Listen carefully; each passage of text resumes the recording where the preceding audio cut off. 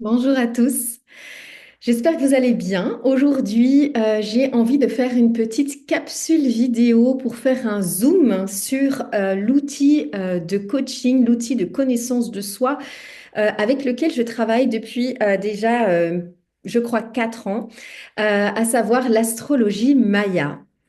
J'ai envie de vous faire aujourd'hui une petite capsule vidéo sur cet outil. Pardon, j'ai un petit cheveu qui vient me perturber.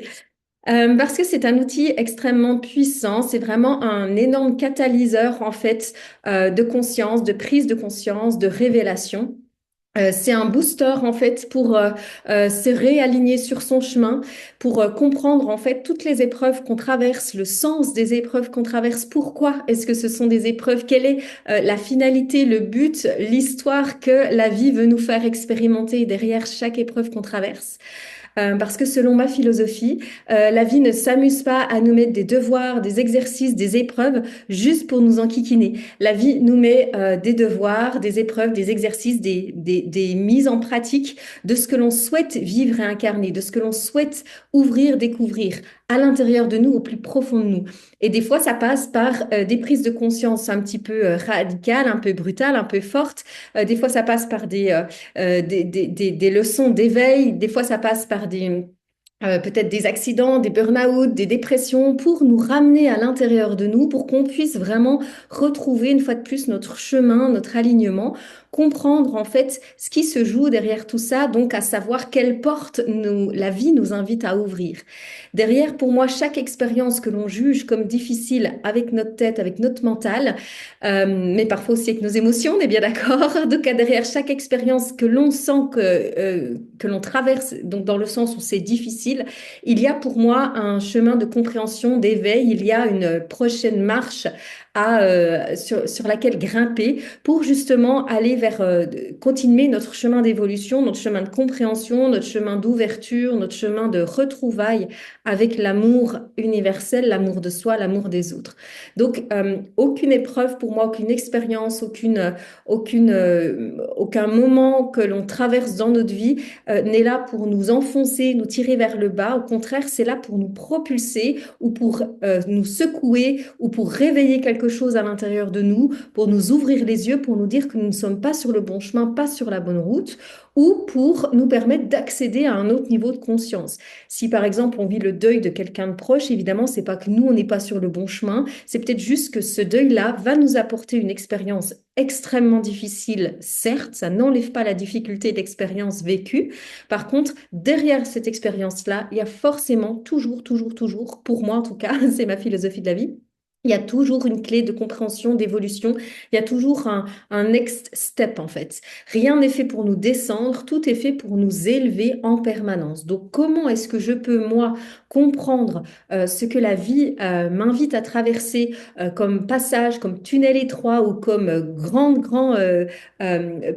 plaine, grande ouverte, grand canyon, on va dire, pour justement continuer ce chemin d'évolution et d'incarnation. Ça, c'est vraiment le cœur de mon activité professionnelle, mais d'autant plus avec l'astrologie maya, qui est donc, comme je vous le disais, un outil extrêmement puissant pour aller dans cette compréhension de comment on fonctionne et des leçons, des prises de conscience à avoir sur ce que l'on est en train de traverser ou sur ce que l'on a traversé dans le passé ou sur ce qui peut s'amener à être traversé dans nos prochaines années pour toujours continuer ce processus d'évolution. Donc, comment ça marche concrètement, hein, l'astrologie maya? C'est sur la base de la date de naissance. Il n'y a pas besoin du lieu et il n'y a pas besoin de l'heure de naissance, contrairement à l'astrologie classique. Là, c'est uniquement sur la date de naissance. Ensuite, il y a tout un calcul, des tableaux qui nous permettent en fait de définir ensuite votre thème. Donc, je ne peux pas vous le dire comme ça, je peux même pas vous le dire quand quelqu'un me dit je suis né le 30 mars, je peux pas du tout lui dire ah bah oui, alors tu es forcément serpent, singe ou je ne sais quoi, je peux absolument pas dire ça. C'est tout un système de référence au niveau d'un tableau. En tout cas, dans un tableau qui a été créé pour ça et dans des différents systèmes de calculation, on peut arriver à découvrir deux thèmes qui pour moi sont les thèmes principaux que je partage lorsque je fais des accompagnements en coaching avec l'astrologie Maya.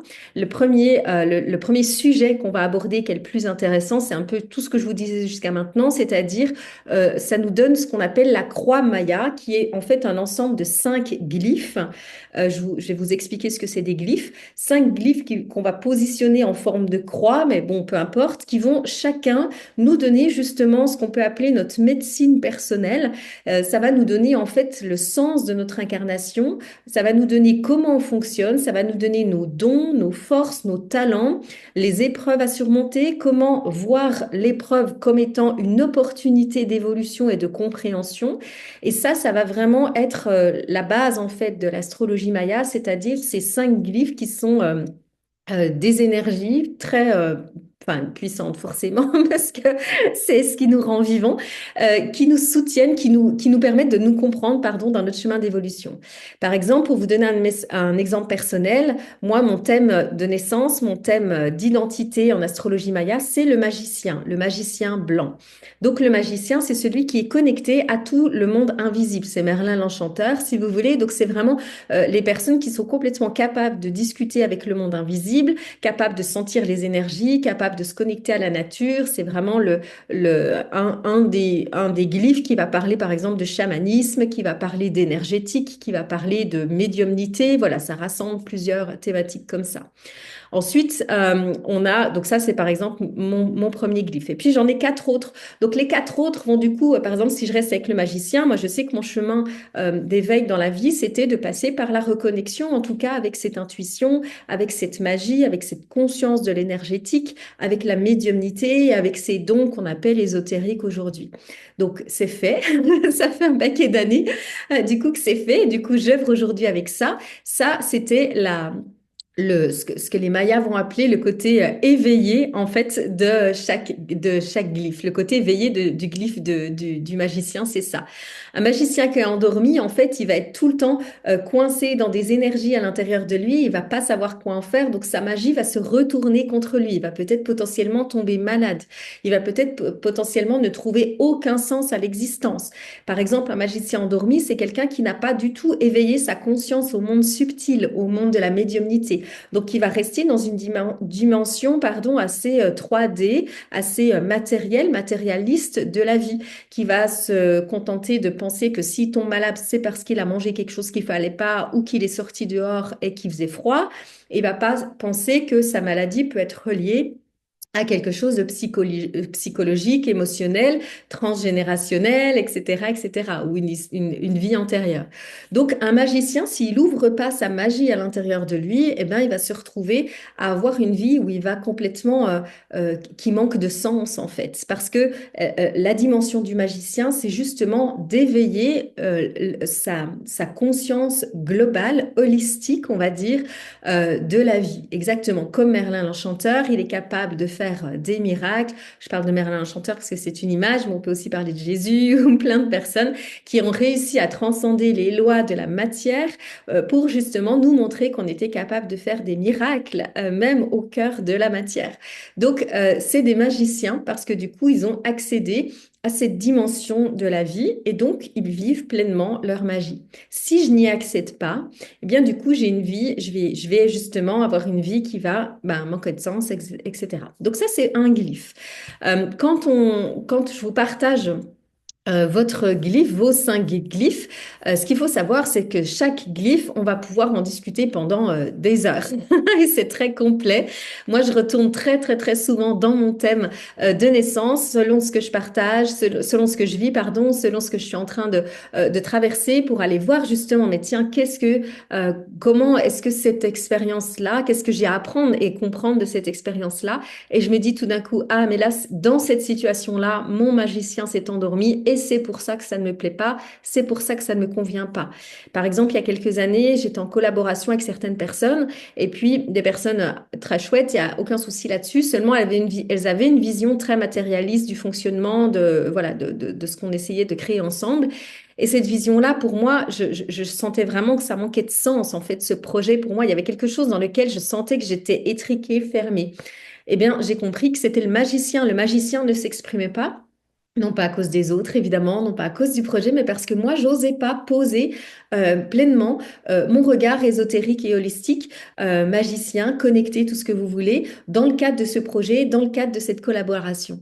Donc forcément, il y avait deux options. Soit vraiment j'arrivais en disant, bah, écoutez, moi, j'ai cette dimension-là, j'ai cette compréhension-là de la vie, j'ai cette conscience-là. Est-ce qu'on peut l'apporter comme ça dans le projet? Est-ce qu'on peut ouvrir le projet et ne pas seulement réfléchir avec des stratégies, etc., mais plus aller dans quelque chose où on sent intuitivement ce qui est juste ou ce qui est faux pour nous, ou me retirer du projet. Donc à l'époque, je me suis retirée du projet parce qu'au-delà de ça, il y avait d'autres choses qui convenaient pas. Mais voilà, pour vous dire qu'en fait, il y a des moments, en fait, on va retrouver en fait un de nos glyphes pour se dire, bah, on va aller retrouver notre thème pour chercher dans un de nos glyphes comment est-ce qu'on peut comprendre et se soutenir dans ce qu'on est en train de traverser. Donc chaque glyphe est hyper complet. On peut en parler pendant plusieurs heures. C'est pour ça que quand je vous fournis votre thème en astrologie maya, je vous dis de bien le conserver parce que c'est vraiment un outil extrêmement précieux dans lequel, enfin, oui, dans lequel vous allez pouvoir retourner tout le temps dans votre vie, dans ce que vous traversez, pour aller vraiment vous soutenir dans ce que vous traversez. Mais quand on se voit en rendez-vous, eh bien, moi, ce que je propose aujourd'hui, c'est une formule avec deux rendez-vous de coaching où on va donc prendre le temps d'aller en profondeur dans votre thème et voir justement selon ce que vous traversez actuellement au moment du rendez-vous, voir comment votre thème peut vous aider à comprendre et à vous soutenir dans ce que vous traversez. Ça peut être, quand je dis traverser, je parle pas forcément d'épreuves dramatiques, je parle simplement, on peut simplement être traversé, enfin simplement, on peut être traversé par un élan, une envie comment on va dire, de grandir, de croître en conscience et de s'éveiller. Et du coup, je vais vous aider à vous rendre compte en fonction de votre thème, en fait, là où votre croix Maya, vos cinq glyphes ont envie de vous amener, voilà, dans le plus haut potentiel, le plus grand potentiel de chacun des glyphes. Donc, je vous en ai partagé un, je ne vais pas vous faire le tour de tous les glyphes, il y en a 20, c'est énorme. Et ça, c'est ce qu'on fait dans chaque rencontre. On regarde cinq glyphes, les cinq glyphes que concerne la personne. Et je vous partage du coup chacun de ces glyphes pour que vous rencontriez vous au niveau de votre conscience d'âme. C'est-à-dire que l'astrologie maya, c'est prendre conscience qu'en fait, au moment de notre date de naissance, notre âme, elle a programmé un GPS. Si je suis née le 30 mars, je vais pas, 2000, par exemple 2005, je vais pas avoir le même GPS, la même direction de vie que quelqu'un qui est né par exemple, moi, le 27 janvier 79, où je vais pas non plus avoir la même direction de vie que quelqu'un qui est né le 25 août. Euh, 2002. Donc, par exemple, chaque date de naissance est en fait un GPS qui indique en fait l'intention de cette incarnation et ce qu'il y a à comprendre, amener, découvrir, évoluer. Donc, on va regarder en fait cette date de naissance et ça va nous permettre de comprendre en fait la direction que votre âme a choisie dans cette vie-là, la direction de votre évolution, de votre compréhension, des épreuves que vous allez traverser pour justement accéder à un champ de conscience de vous-même encore plus grand. Donc, c'est un énorme catalyseur de conscience, c'est puissant parce que du coup, c'est vraiment révélateur de qui on est, pas dans notre vision étriquée de nous-mêmes, c'est-à-dire sous nos croyances, nos blessures, les trucs qui nous empêchent de nous explorer, mais au contraire, dans tout ce qu'il y a de plus grand, de plus puissant, de plus incroyable à ouvrir à l'intérieur de nous. Hein, moi, je dis toujours que si on m'avait dit à 18 ans que j'allais devenir magicienne, j'aurais mais rigolé au nez de la personne qui m'a sorti ça, ou je l'aurais pas cru et je me serais barrée en courant, ou je me serais peut-être dit ah, il y a peut-être un truc qui résonne à l'intérieur de moi, mais laisse tomber, c'est beaucoup trop grand, beaucoup trop immense pour moi. Et en fait, mon chemin d'évolution m'a montré à un moment que oui, effectivement, de plus en plus, ça m'attirait ce monde-là, jusqu'à ce que je sois prête à vraiment complètement ouvrir la porte et que je l'ouvre. Du coup, c'est vraiment j'aurais pu rester dans une vie où j'ouvre pas cette porte-là, mais je serais restée dans une vie où j'étais pas pleinement heureuse et épanouie, ou une vie où ça manquait complètement de sens. Seulement, voilà, cette rencontre avec, pour moi, l'astrologie maya, etc., m'a permis vraiment de comprendre vraiment quelle était ma place sur Terre, ce que j'étais venue apporter. C'est ce qu'on appelle notre médecine personnelle en chamanisme. Et du coup, pour vraiment incarner ma place et puis être au bon endroit, à faire les bonnes choses et accompagner les bonnes personnes. Donc aujourd'hui, pour revenir à ce que moi je vous propose, quand vous venez me rencontrer et que vous avez envie de faire votre thème en astrologie maya, je vous propose 2 séances parce que croyez-moi, c'est pas trop. Je suis même à 2 doigts d'en proposer une troisième parce que j'ai l'impression que 2 séances, c'est pas assez. Mais on part déjà avec 2 séances. On a généralement le temps de tout faire en 2 séances. Donc, pendant lesquelles je vais vous transmettre votre croix Maya. Et puis, il y a un deuxième point, un deuxième thème, je vous disais, qui est aussi très intéressant à regarder avec l'astrologie Maya, c'est le château de la destinée qui correspond donc à nos cycles. En astrologie Maya, on prend conscience qu'on a 4 cycles, quatre cycles d'énergie, 4 cycles oui, on va dire d'énergie qui se répètent chaque année. C'est-à-dire que depuis votre naissance jusqu'à votre dernier souffle, tous les 4 ans, vous allez être traversé par une nouvelle énergie et ça, un cycle de 4 fois. Je m'exprime peut-être pas très bien, mais autrement dit, la première année, vous allez peut-être être euh, traversé par l'énergie, je dis n'importe quoi, mais du serpent, la deuxième année de la tempête, la troisième année je sais pas quoi, du dragon, et la troisième année du soleil, et après ça va revenir. Cinquième année, je vais y arriver, le serpent, et je sais plus ce que je vous ai dit. Mais donc c'est des, c'est des cycles de 4 glyphes qui du coup se répètent chaque année. Donc ce qui est hyper intéressant, c'est de se rendre compte quand par exemple moi là je sais que je suis dans l'année de la graine, donc c'est l'année où je vais semer des petites graines pour que du coup tous mes projets, mes envies, mes potentiels se développent dans les années à venir. Donc, par exemple, si je suis dans l'année de la graine et que je vais vivre une vie où je vais, je sais pas, je dis n'importe quoi, mais manger de la mauvaise nourriture, si je vais parler mal à mon entourage, si je vais rester sur mon canapé à rien faire et à regarder Netflix toute la journée, vous imaginez bien que dans les années à venir, les graines que j'aurai plantées cette année-là, ça va pas être jojo à aller cueillir. Forcément, ce qui va pousser comme fruit, ça va pas être magnifique. Donc moi, je sais que l'année de la graine, ça va être très important parce que j'ai envie, moi, par exemple, de développer mon activité professionnelle, j'ai envie de, par exemple, de voyager, je vous parle vraiment très personnellement, j'ai envie voilà, de plein de choses, de collaborer, etc. Donc, je sais que c'est l'année où je dois semer des graines. C'est l'année, si je veux collaborer dans les années à venir, bah, où je vais devoir commencer à prendre des contacts, me renseigner. Si je sais que j'ai très envie de voyager dans les années à venir, bah, c'est l'année où je vais devoir aller semer les graines pour aller rencontrer peut-être des voyagistes, me renseigner sur quelle forme de voyage, etc. Si je veux que mon activité professionnelle se développe encore un peu plus, bah, cette année de la graine, je vais faire encore plus attention à ce que je sème, parce que si je sème des cailloux ou des mauvaises herbes, à compter qu'on peut imaginer qu'il y ait des mauvaises herbes, et ben forcément, je vais recueillir dans quelques années des mauvaises herbes, ça m'intéresse pas du tout. Donc, ce qui est intéressant quand on comprend dans quelle année on fonctionne, c'est qu'on comprend en fait ce que la vie nous nourrit. Je dis toujours que il y a des personnes, bah, moi la première, hein, avant de connaître l'astrologie maya, il y a des fois je suis entêtée à vouloir absolument développer quelque chose. Par exemple, développer mon activité professionnelle, comme tout entrepreneur, artiste qui se respecte, on a tous envie de ça. C'est notre quête profonde. Chaque année, c'est pas parce que c'est l'année de la graine que je me dis, ah, je vais développer mon activité professionnelle. Chaque année, je vais développer mon activité professionnelle. Par contre, clairement, bah, les années graines, c'est beaucoup plus profitable, c'est beaucoup plus soutenu par l'énergie de la vie que des années où, je ne sais plus quel glyphe par exemple, mais des années par exemple où ça va être beaucoup plus des années d'introspection. Ça va me demander plutôt d'entrer à l'intérieur de moi et d'être dans un silence et dans une quête intérieure. Il y a des années de fin de cycle, par exemple. Ça peut être une année où c'est pas forcément le moment d'aller déployer mon énergie à l'extérieur, faire parler de mon activité à tout le monde, faire des salons, des conférences, tout ça, parce que c'est plutôt une année où ça me demande de plus aller chercher à l'intérieur de moi euh, mes énergies, ma vérité, d'aller reconnecter avec ben, intuitivement peut-être ma vision, ce qui me porte. Et puis il y a des énergies où ben, il y a des années, il y a des cycles, enfin des années ou par exemple, ça va être à l'inverse, beaucoup plus le déploiement. Là, par exemple, moi, l'année dernière, j'étais plutôt dans une année d'introspection. J'ai essayé de lancer des choses, ça n'a pas fonctionné comme je voulais. C'est normal presque, parce que du coup, c'était plutôt une année pour prendre du temps, pour être à l'intérieur de moi, redéfinir ma vision, savoir quelle transformation, quelle évolution je voulais vraiment apporter dans mon entreprise. C'était pas forcément l'année à aller faire des salons, des conférences, tout ça. Donc, pour le coup, j'en ai pas fait l'année dernière. Par contre, l'année de la graine, bah oui, clairement, c'est beaucoup plus l'année pour aller faire des salons, pour parler de soi, pour semer des graines, pour rencontrer les autres. Donc, Je vous parle de ça, mais c'est très personnel parce que du coup, vous n'avez pas forcément la graine dans vos 4 cycles, parce qu'il y a 20 glyphes et puis on en a chacun 4 qui se répètent tous les 4 ans. Mais vous avez peut-être l'année de la tempête, du coup, c'est plutôt une année où on va être dans un grand nettoyage intérieur. Vous avez peut-être l'année du soleil où ça va vous demander c'est l'année du rayonnement extérieur. Vous êtes peut-être l'année de la nuit où justement, c'est plus cette notion d'introspection et de retrouvailles à l'intérieur de soi. Peut-être vous êtes l'année de l'étoile où on va vous inviter à aller chercher votre talent artistique.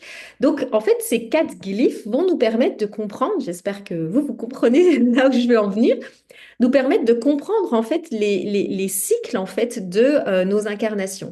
Et c'est très intéressant pour ça, pour comprendre en fait, c'est là où je reboucle la boucle avec ce que je vous disais tout à l'heure, pour éviter des fois de s'entêter à vouloir absolument faire quelque chose dans une année où l'énergie n'est pas porteuse pour cela. Ça, on le voit aussi beaucoup en numérologie ou en astrologie, bien sûr, et je pense sans doute avec d'autres outils de connaissance de soi que je connais pas. En numérologie, on va dire que l'année 9, c'est plutôt l'année où on va calmer les choses, où on va pas relancer des nouveaux projets. Et à l'inverse, l'année 1, c'est l'année où toute l'énergie de la vie est à notre service pour tout d'un coup ouvrir en grand les portes. C'est l'année du printemps, donc on va tout d'un coup, waouh, avoir envie d'ouvrir grand et de nous déployer et de parler de ce qu'on fait et de nourrir l'énergie. Enfin, l'énergie de la vie vient nourrir des idées et des nouveaux projets. Mais c'est pareil en astrologie maya. Il y a des années où c'est plutôt des années à se calmer ou des années à aller chercher à rayonner. Bref, vous aurez compris l'idée. Donc, ce que je trouve intéressant, c'est que ça nous évite des fois des échecs ces années-là, à compter qu'on puisse parler d'échecs. Moi, je parle plutôt d'expérience. Enfin, j'essaie maintenant aujourd'hui de ne plus parler d'échecs et de parler d'expériences qui me font apprendre, comprendre quelque chose sur mon fonctionnement ou sur le fonctionnement de la vie et de l'univers. Donc, en fait, mais par contre, effectivement, d'être connecté à mon thème astrologie maya, ma numérologie et tout ça, tout ce que je propose, ça me permet de savoir que ben, l'année dernière, c'était pas du tout l'année, j'étais dans l'année de la tempête l'année dernière. L'année de la tempête, c'est l'année du grand nettoyage. C'est pas forcément l'année où on va aller parler de se faire connaître, etc. C'est plutôt l'année où il se passe déjà tellement de choses à l'intérieur de nous qu'en gros, on est hyper occupé à l'intérieur de nous. Et l'énergie de la vie nous demande de nous occuper de ce qui se passe à l'intérieur de nous, nous demande de faire du nettoyage intérieur pour apporter une libération, un éveil, on dit, avec la tempête, pour ensuite vivre le glyphe suivant. Alors moi, en l'occurrence, ça tombe sur la graine, mais vous, ça peut être un autre glyphe parce qu'on n'a pas le même ordre et les mêmes glyphes. Mais moi, du coup, ben, vu que j'ai fait mon grand nettoyage l'année dernière, aujourd'hui je suis prête et je peux aller semer mes graines parce qu'à l'intérieur de moi, j'ai redéfini ma vision et je sais ce que je veux pour demain. Tout ça pour vous dire que l'astrologie maya, c'est vraiment un outil de connaissance de soi avec le grand S pour nous permettre du coup de vivre un chemin qui soit aligné avec notre incarnation, notre intention d'incarnation, notre fameux GPS, et de retrouver toute sa puissance, toute sa force, toute sa médecine personnelle, toutes ses qualités, tous ses dons qui sont censés s'éveiller. Euh, donc aujourd'hui, je propose des accompagnements coaching avec 2 rendez-vous. Et à l'issue de ces 2 rendez-vous, eh ben, je vous transmets votre thème qui est donc le thème que vous aurez à vie, bien sûr, parce que votre date de naissance, elle ne change pas. Vous avez le même thème en astrologie maya de votre premier souffle jusqu'à votre dernier. Et vous voyez bien que dans toute cette vie, il y a plein de choses qui vont évoluer. Vous ne serez pas la même à 2 ans, à 10 ans, à 20 ans, à 40 ou à 60. Mais votre thème, il va vous suivre dans le sens où il va vous indiquer tous les chemins en fait d'évolution, euh, pas par âge, mais tous les chemins possibles d'évolution. J'ai toujours été une magicienne, j'en ai conscience aujourd'hui. Par contre, ma magicienne, mon magicien blanc, il n'est pas le même quand j'avais 2 ans, 10 ans, 15 ans, aujourd'hui 40 et quelques, je ne sais plus. Et il ne sera pas le même quand j'en aurai 60, 80 et plus, j'espère. Mais je suis toujours magicien. Par contre, le magicien, il évolue et il se transforme et il s'approfondit et il va encore plus loin dans l'expression de sa magie. Je vais vous laisser avec cette vidéo. Comme à chaque fois, je pars sur des vidéos de 2 minutes. Et puis, évidemment, je suis incapable de faire des vidéos de 2 minutes parce que je suis passionnée par ce que je vous propose, passionnée par cet accompagnement, ce coaching et entre autres l'astrologie maya. Donc, si vous voulez en savoir plus, vous pouvez aller visiter mon site internet. Je vais vous mettre la ref de mon site internet, mais c'est Le nom, c'est Une vie merveilleuse et dans les onglets, vous allez trouver Astrologie Maya. N'hésitez pas à prendre rendez-vous pour du coup partager votre thème. Évidemment, c'est quelque chose qui est très, très, très demandé pour des bons cadeaux parce que c'est quelque chose qui est merveilleux à offrir. Toutes les personnes que je reçois qui ont reçu ça en bon cadeau, mais quand elles terminent le rendez-vous, c'est des étoiles plein les yeux. Elles mesurent vraiment la chance qu'elles ont de recevoir ça. C'est un cadeau magnifique. Voilà, il y a toutes les modalités de règlement, etc. sur la page de mon site internet. Moi, je reste à disposition pour échanger avec vous. N'hésitez pas. Et si vous avez, vous écoutez ces vidéos et que vous avez déjà vécu votre thème en astrologie maya avec moi, n'hésitez pas à me partager comment ça résonne pour vous, comment ça vous porte, comment ça vous soutient, comment ce que ça vous a apporté. Ça permettra du coup aux personnes qui voient cette vidéo d'aller plus loin avec cette compréhension de la puissance et de l'intérêt de cet outil. Euh, et je vous remercie d'être venu jusqu'à moi aujourd'hui. Et je me réjouis de vous rencontrer si vous venez en astrologie maya ou autrement. Je vous souhaite une merveilleuse journée et je vous dis à bientôt.